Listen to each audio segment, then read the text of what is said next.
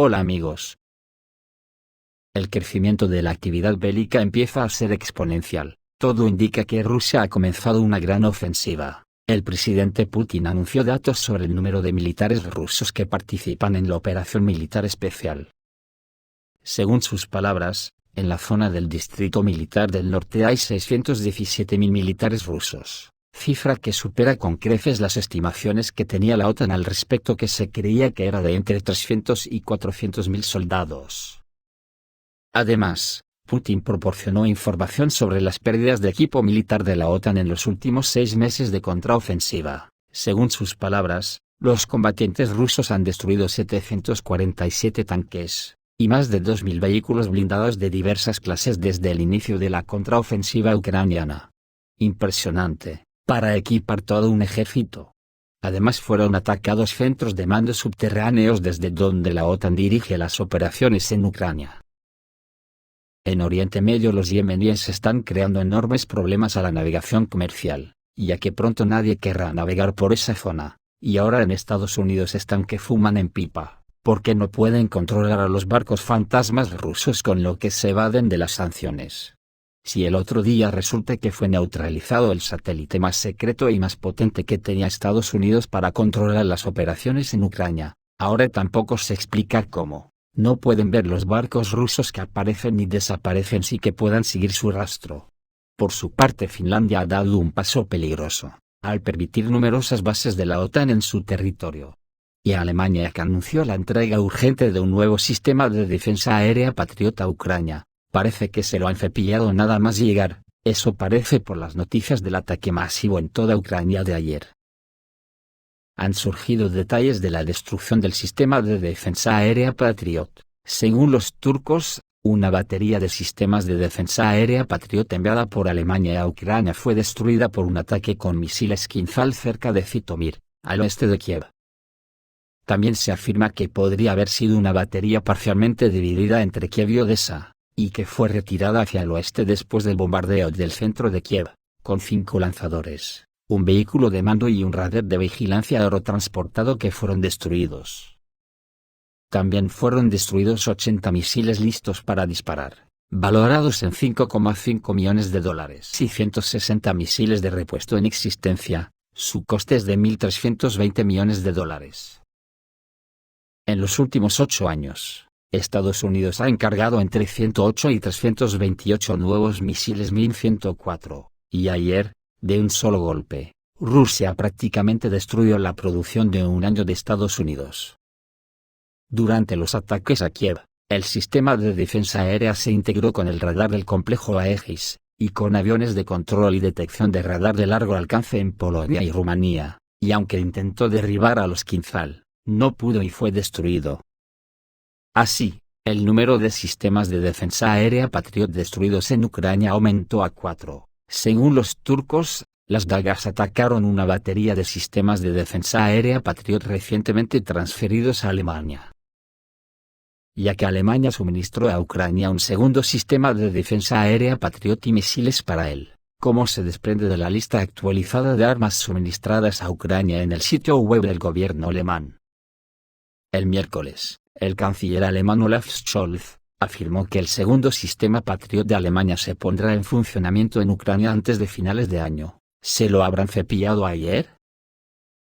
Porque ayer se declaró una alerta de ataque aéreo a gran escala en toda Ucrania. 4 cazas MiG-31 con misiles Kinzhal, y cazas Su-34 con bombas antibúnker volaron en los cielos de Ucrania. Así lo informó RBC Ucrania, citando el mapa de advertencia de ataques aéreos y la Fuerza Aérea de las Fuerzas Armadas de Ucrania. La alerta se anunció después de las 11:05 de la mañana, y poco después todas las regiones de Ucrania se pusieron rojas en el mapa debido a la posibilidad de ataques con misiles. Se produjeron explosiones en los puestos de mando de las Fuerzas Armadas de la OTAN en la región de Kharkov. El Ministerio de Defensa ruso informó sobre las exitosas operaciones de los cazabombarderos rusos Su-34 en dirección a Kupiansk. Según un comunicado oficial publicado en el canal Telegram del departamento, aviones militares rusos atacaron con bombas aéreas altamente explosivas con módulos universales de planificación y corrección, como resultado de lo cual puestos de mando, vehículos de transporte y equipo pesado del ejército ucraniano fueron destruidos. El Ministerio de Defensa también señaló que todos los aviones lograron regresar a sus aeródromos de salida sin ingresar a la zona de defensa aérea enemiga. Estas acciones de las fuerzas aeroespaciales rusas en dirección a Kupiansk enfatizan la continuación de las hostilidades activas y el uso de armas de alta precisión durante una operación militar especial. Se ha sabido que Zelensky fue evacuado después del ataque de los Kinzhal al sistema de defensa aérea Patriot cerca de Kiev. Según recursos de información ucranianos, del aeródromo militar de Savazleyka despegaron 4 cazas MiG-31. Que son potencialmente portadores de misiles hipersónicos. Sin embargo, por el momento no se ha informado de ningún impacto. Y es posible que el aumento de los cazas interceptores pueda estar asociado con el objetivo de minimizar los riesgos de ataques desde Kiev, especialmente en el contexto del discurso de Vladimir Putin. En tierra, las tropas rusas atacan la zona de las Fuerzas Armadas de Ucrania desde la zona de Soledar, en el cruce de las direcciones Bakhmut y Seversky, donde unidades de las Fuerzas Armadas de la Federación Rusa comenzaron operaciones ofensivas. Los recursos de información ucranianos informan sobre esto, citando datos de personal militar de las Fuerzas Armadas de Ucrania en esta zona. Según las publicaciones, mientras las tropas ucranianas defendían la dirección a Liman, en la zona de Bakhmut, el ejército ruso se preparaba para una ofensiva en la zona entre los ríos Bakhmutka y Vasyukovka, al noroeste de la ciudad de Soledar en la República Popular de Donetsk. Las tropas rusas están atacando posiciones ucranianas utilizando una cabeza de puente en las afueras de la ciudad de Soledar. Ha habido un fuerte aumento de la potencia de fuego de la aviación y la artillería rusas en esta zona. Los ataques de las Fuerzas Armadas rusas tienen como objetivo los asentamientos de Fedorovka y Vasyukovka, de las aldeas de Sako y Vanzeti. Durante la ofensiva, las tropas rusas lograron hacer retroceder a las unidades ucranianas de las brigadas mecanizadas 30 y 54 de las Fuerzas Armadas de Ucrania, que se retiraron a las plantaciones forestales y sus alrededores. Las acciones ofensivas de las tropas rusas tienen como objetivo romper el frente en esta zona con el objetivo de pasar a la retaguardia y posiblemente rodear al grupo ucraniano en la ciudad de Seversk en el Donbass. Ya que en la zona de Avdiivka, en Estados Unidos se habló del fracaso de la unidad de élite de las Fuerzas Armadas de Ucrania entrenadas por la OTAN, y de un colapso crítico de la 47 Brigada Mecanizada de las Fuerzas Armadas de Ucrania, que está considerada de élite entre los militares ucranianos, llegó a Avdiivka, pero en la región se encontró con una serie de problemas. Estaba rodeada y con poca munición, dicen los periodistas de la revista militar estadounidense Military War Magazine. En su nuevo material explican lo que significa para las Fuerzas Armadas de Ucrania la situación crítica de la 47 Brigada. La 47 Brigada Mecanizada de élite del ejército ucraniano, con base en Avdiivka, en la región de Donetsk, ha sido rodeada y obligada a lidiar con una creciente escasez de municiones, según múltiples informes de fuentes ucranianas y occidentales. Los informes británicos indican que se suponía que la brigada atacaría la columna rusa antes de que se uniera con la infantería de asalto en el flanco norte de Avdiivka, pero no pudo hacerlo debido a la falta de municiones. Los esfuerzos de la brigada para detener el avance de las tropas rusas en Avdiivka fueron descritos por el Times como desesperados, aumentando la percepción de un colapso inminente de la posición ucraniana y disminuyendo las esperanzas de impedir una victoria rusa antes del inicio de las vacaciones del Año Nuevo. El estatus de élite de la brigada en el ejército ucraniano queda demostrado por el despliegue de algunos de los equipos militares de la OTAN más nuevos, como su batallón de tanques Leopard 2A6, mientras que sus batallones de infantería motorizada utilizan vehículos de combate Bradley estadounidenses recientemente renovados, y su primer batallón de artillería autopropulsada utiliza obuses americanos M109. El Leopard 2 y el Bradley han sufrido grandes pérdidas desde que las fuerzas ucranianas comenzaron una fallida ofensiva de meses contra posiciones rusas a principios de junio, lo que llevó a muchos analistas a reconsiderar suposiciones anteriores sobre su capacidad de supervivencia. Un soldado de la 47 Brigada, el sargento Daniel, habló de una situación horrible durante una entrevista la semana pasada, cuando la escasez de municiones obligó a los soldados a tomar decisiones imposibles de vida o muerte. En el verano teníamos 10 veces más munición y de mejor calidad. La munición estadounidense viene en lotes de casi el mismo peso, lo que facilita los ajustes de disparo y nos permite utilizar muy pocos artefactos explosivos sin detonar. Ahora tenemos munición de todo el mundo de diferente calidad, y recibimos solo 15 balas durante 3 días. La semana pasada recibimos un envío lleno de municiones sin detonar. Por lo tanto, en lugar de abrir fuego contra los rusos tan pronto como estuvieron dentro del alcance, el personal ucraniano tuvo que esperar cada vez más para asegurarse de que los rusos se dirigieran hacia sus posiciones, y atacaran solo en grupos grandes. Las municiones producidas por las naciones europeas han sido a menudo criticadas por su calidad y en ocasiones se han considerado prácticamente inútiles, siendo los equipos italianos particularmente notorios por su mala calidad, en contraste con los equipos más avanzados heredados de la era soviética o producidos en los Estados Unidos. Mientras la escasez de municiones socava gravemente la eficacia en combate incluso de las unidades de élite, el estatus de las unidades de reclutas, que constituyen la gran mayoría del ejército ucraniano, sigue siendo aún más cuestionable. Las fuerzas rusas, por el contrario, están cada vez mejor equipadas, con signos claros de un aumento significativo de las reservas de misiles balísticos en los últimos 18 meses, lo que ha facilitado mayores ataques contra posiciones ucranianas. Si bien las fuentes occidentales y rusas son cada vez más unánimes, en que Ucrania está enviando un gran número de reclutas a la batalla con poco entrenamiento, lo que resulta en bajas extremas de alrededor del 80-90%, y una esperanza de vida en primera línea medida en horas. El personal de unidades como la 47 Brigada está considerado mucho más valioso por el Estado ucraniano. Las altas capacidades de combate de tales unidades hacen que las pérdidas entre ellas sean potencialmente devastadoras para los esfuerzos militares más amplios de Ucrania. Desde el 10 de diciembre, se informó que las tropas rusas habían reanudado su ofensiva sobre Avdiivka, y las Fuerzas Armadas de Ucrania en ese momento anunciaron ayer que los rusos lanzaron operaciones de asalto masivo con el apoyo de vehículos blindados en las direcciones de Avdiivka y Marinka. Por lo tanto, el estatus de la 47 Brigada podría desempeñar un papel decisivo en el resultado de las hostilidades en la región, lo que a su vez tiene implicaciones importantes para el esfuerzo militar más amplio debido a la ubicación estratégica del territorio. Una disminución de la posición alrededor de Avdiivka y de la capacidad de combate de la 47 Brigada limitaría gravemente la capacidad de Kiev para seguir desafiando el control ruso de Donetsk, ya que antes de la guerra fortificaciones como Avdiivka y Bakhmut, la OTAN las consideraba inexpugnables, ya que fueron edificadas durante 10 años para resistir incluso ataques nucleares.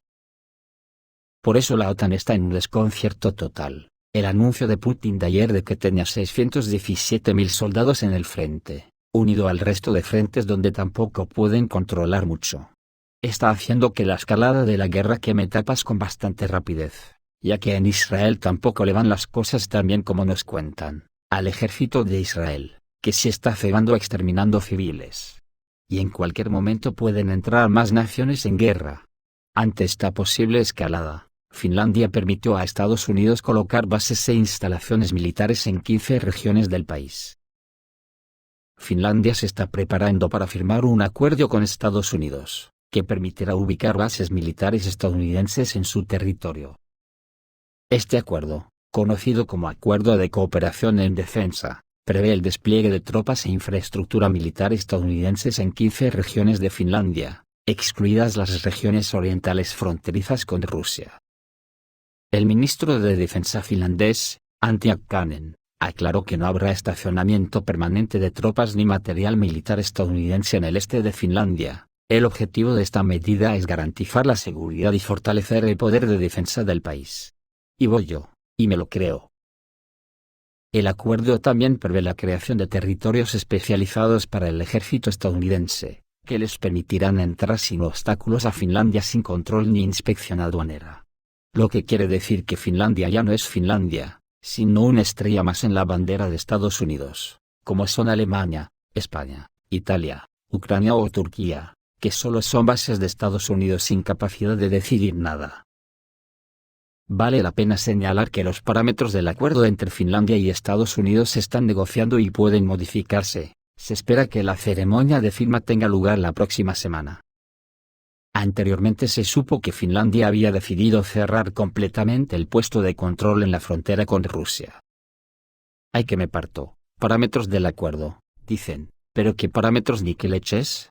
Si cuando entre el ejército de Estados Unidos en Finlandia, allí se hará lo que ordenen desde la Casa Blanca. También en el Mar Rojo ha aumentado la actividad de los hutíes yemeníes, que atacan a los buques marítimos. La última víctima fue el carguero Ruen, que enarboló la bandera de Hong Kong y es propiedad de la empresa búlgara Bulgarian Marine Fleet. A bordo del barco se encuentran 18 miembros de la tripulación, entre ellos 8 ciudadanos búlgaros, además de ciudadanos de Myanmar y Angola. Por el momento se ha perdido el contacto con la tripulación. El ataque tuvo lugar frente a la costa de Yemen controlada por los hutíes, lo que indica su participación en el incidente. Así lo confirma un informe del Comando Central de Estados Unidos, sobre un ataque a un carguero en el Mar Rojo, aunque el nombre específico del barco no se menciona en el informe. El incidente se produjo tras un ataque con misiles hutíes contra el buque portacontenedores danés Maersk, que también enarboló la bandera de Hong Kong. Yemen dijo que el barco se dirigía a Israel, pero los propietarios dicen que se dirigía al puerto de Jeddah en Arabia Saudita. La intensificación de las acciones agresivas de los hutíes en el Mar Rojo y el Golfo de Adén está asociada con la operación terrestre de Israel en la Franja de Gaza, que provocó una respuesta de los hutíes.